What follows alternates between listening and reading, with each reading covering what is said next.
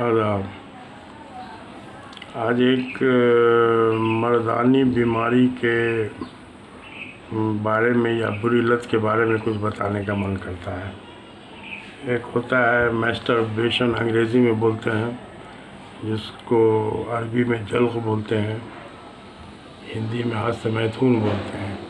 ये इतनी ख़तरनाक आदत है, जवानों को पकड़ती है। जब ये पकड़ लेगी तो समझिए कि वो जवान अपने बीवी को शक्ल दिखाने के लायक नहीं बचता है। कितना लड़का हमारे पास आया इलाज के लिए कि हकीम साहब, शादी का माँ बाप प्रोग्राम बना रहे हैं, महीना दिन के अंदर में शादी का डेट पड़ेगा और हमारा मामला तो जीरो पर आउट होने वाला है। तो ऐसे से हम करते थे बदचाली की वजह से। तो आज टेढ़ा हुआ, कोई करापन नहीं, कुछ नहीं, और समझिए कि मर्दानी ताकत में हम ज़ीरो हैं। तो मन करता है कि सुसाइड कर लें या तो घर छोड़ के भाग जाए। तो ऐसा बहुत सारा मामला आया हमारे सामने में, आता रहता है। और इसका कारण हम दे सकते हैं कि जाहिर सी बात है कि जो चीज़ कुदरती जगह पर जो अमल किया जाएगा उसमें और बनावटी में ज़मीन आसमान का फ़र्क होगा। हाथ के अंदर उतनी नरमी मुलायमियत हो ही नहीं सकती जितनी नरमी मतलब औरत के शर्मगाह के अंदर हो सकती है। खुल्लम खुल्ला बोलना पड़ेगा, मजबूरी है। तो अब ये है कि हाथ के रगगर से कुछ रग वगैरह सब ऐसा रैप्चर हो जाता है जो आ जाए, तनासुल टेढ़ा भी हो जाता है। कुछ दिन के बाद धीरे धीरे ऐसा होता है कि अब अपने बीवी को नंगी हालत में देखने के बाद भी कड़ापन नहीं होता है।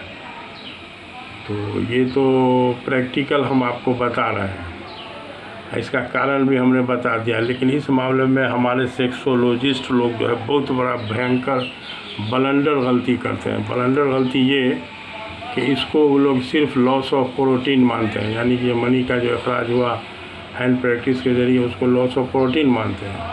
हम बोलते हैं करते रहिए, इससे कोई नुकसान आपको नहीं होगा।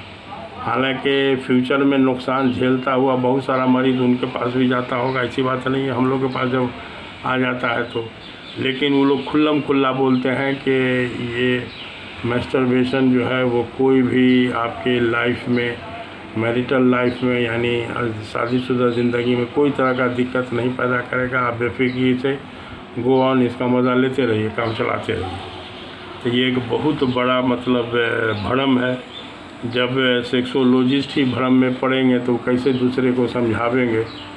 तो उन लोगों को थोड़ा सा इसको वाइड रेंज में इसको जो है इसका देखना चाहिए कि इसका क्या इफ़ेक्ट आ रहा है। प्रैक्टिकली इस चीज़ को देख के और तब उस हिसाब से इन लोगों को इसके बारे में कुछ बयान देना चाहिए, पब्लिकली समझाना चाहिए, जिसकी अभी बहुत ज़रूरत है।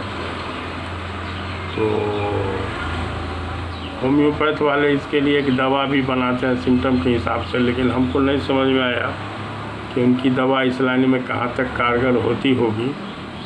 ये तो अब कोई मरीज़ ही बतावे, लेकिन ऐसा कोई मरीज़ हमको आज तक मिला नहीं। तो इसीलिए अच्छा, इस्लाम में इसको हराम कहा गया है। तो जाहिर सी बात है कि जो काम हराम है उसमें कहीं ना कहीं कोई नुकसान है, इसीलिए इसको हराम कहा गया। तो अल्लाह ताला ने तो जिनसी लज़्ज़त के लिए ही आदम अलैहिस्सलाम के लिए दादी हवा को बनाया और उसके ज़रिए मर्द औरत को पैदा किया और मतलब शादी के ज़रिए मियाँ बीवी के ताल्लुक़ात को जायज़ करार देकर इससे ज़्यादा सुकून वाली चीज़ दुनिया में कोई हो नहीं सकती है।